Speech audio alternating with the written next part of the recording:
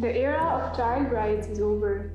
Protesters gathered at Iraq's Tahiri. The Iraqi parliament conducted the first reading of the bill on Sunday, August 4th, but has yet to reach a decisive vote on the amendment. Critics within the parliament point to how the bill could lead to human rights abuse and promote gender-based violence.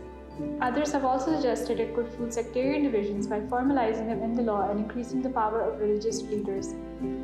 The amendments were put forward by MP Ra'ad al-Maliki. Maliki has a history of proposing such repressive amendments in the legislature in Iraq. He is a member of the Iraqi parliament who has spearheaded previous campaigns to pass anti-LGBT legislation criminalizing same-sex relations and non-normative gender expression. The Iraqi government has previously used the vagueness of the legal remedy against human rights advocates and minority segments within Iraq. The amendments which are being proposed are revisions to the same law passed in 1959. The 1959 law was passed under the government of Abdul Karim Qasim. Qasim was a left-leaning nationalist who brought in a number of progressive reforms replacing the Sunni, Hanbali and Shiite Jafri Sharia courts with a unified civil law.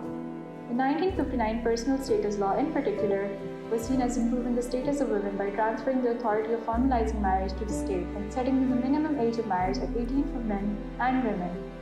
The 2003 US-led invasion of Iraq has led to the increased empowerment of conservative Islamic elements within the country, enabling the support for such measures.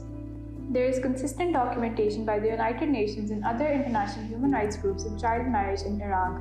A Human Rights Watch report released earlier this year revealed that the majority of unregistered religious marriages operates as loopholes enabling child marriage. Most marriages which are unregistered involve girls under the age of 18. According to a 2011 UNICEF study, approximately 1 in 4 Iraqi girls are married before the legal age of 18, often driven by poverty and long-standard social traditions.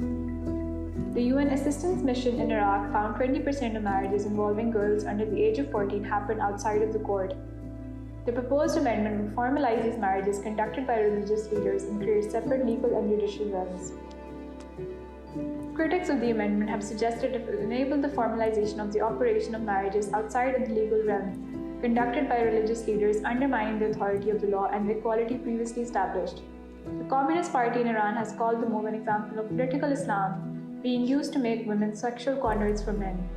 A newly formed group of interested actors known as emphasizes how the denial of the amendment is the denial of citizens' right to decide personal matters based on beliefs.